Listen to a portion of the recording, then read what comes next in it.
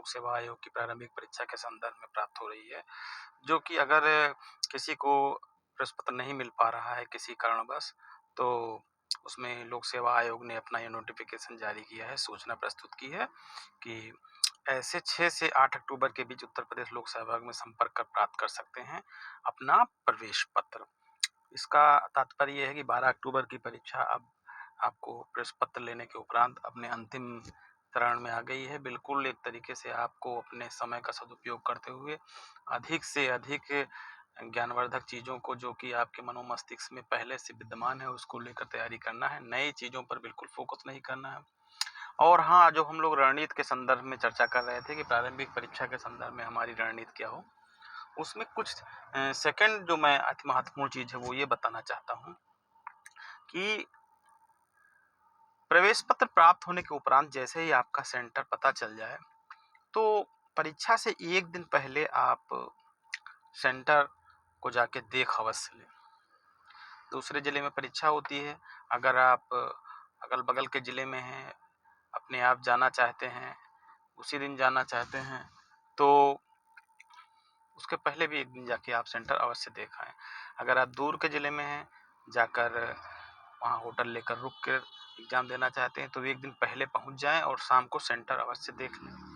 और अगर संभव हो तो एक वाहन रिज़र्व कर लें सुबह कि हम सेंटर पर कैसे पहुँचे। प्रवेश पत्र प्राप्त होने के उपरांत, सेंटर देखने के उपरांत आप परीक्षा स्थल पर 1 घंटा पहले पहुँच जाएँ।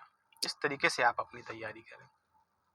क्योंकि कभी-कभी देखा ये गया है कि आपाधापी में आप समय से पहुँचते हैं, बिल्कुल राइट टाइम पे होते हैं, और अब चूँकि बहुत सारी औपचारिकताएँ होती हैं प्रवेश से लेने से पहले कक्ष में, आपको चेक किया जाता है और बहुत सारा टाइम लगता है, टाइम टेकिंग होती है। तो अंदर भी आप सही समय से पहुँच जाएँ। तो इसलिए अगर आप समय से पहले सेंटर पर नहीं पहुँचे तो आप हड़बड़ाएँगे और आपका पूरा एक तरीके से जो रणनीति है वो प्रभावित हो जाएगी। दूसरी चीज़ ये है कि परीक्षा हॉल में आप प्रवेश करने के उपरांत बिल्कुल तरोताज़ा मन से परीक्षा की तैयारी के लिए बैठें, एग्ज़ाम को 2 घंटे फेस करने के लिए बैठें। इसके लिए आपको पहले दिन बहुत ही सुपाच्य भोजन लेना होगा, रात में डिनर बहुत ही हल्का होना चाहिए, जिससे कि कोई किसी तरीके से आपको गैस्ट्रिक प्रॉब्लम ना आ सके परीक्षा हॉल में। जिससे कि आपका, देखिए, अगर आप 1-2 बार वॉशरूम के लिए निकले तो आपका समय पर्याप्त चला जाएगा। तो इसलिए ये कुछ महत्वपूर्ण चीज़ें हैं, ये भी आपके तैयारी के चरण में आती हैं। अगर आपकी तैयारी बहुत अच्छी है, बहुत ही बेस्ट है, और एकदम से आप पूरे साल भर आपने लगातार मेहनत किया है और आप परीक्षा हॉल में ही सही समय से ना पहुँच पाएँ, तो आपका पूरा परीक्षा प्रभावित हो जाएगा। तो इस तरीके से छोटी-छोटी चीज़ें हैं, जो कि आपको अवश्य देखनी चाहिए। आप अपने साथ एक बॉल पेन लेकर जाएँगे और उसके साथ एक बॉल पेन और रखेंगे एक्स्ट्रा, साथ में एक ब्लेड रखेंगे, एक इरेज़र भी रखेंगे, एक पैड रहेगा।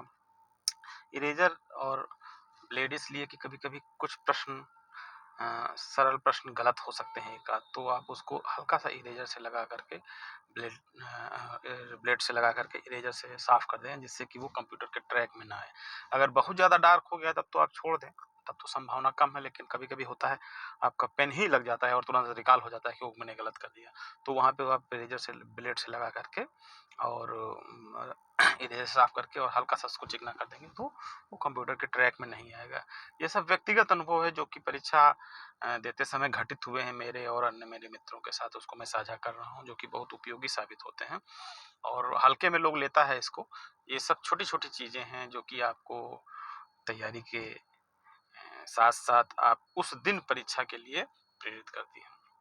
इसी तरीके से और कुछ व्यक्तिगत अनुभव को मैं नेक्स्ट अपने उसमें साझा करूँगा, इसलिए इसको अभी मैं यहाँ पर विराम देता हूँ। ठीक है मित्रों, नमस्कार।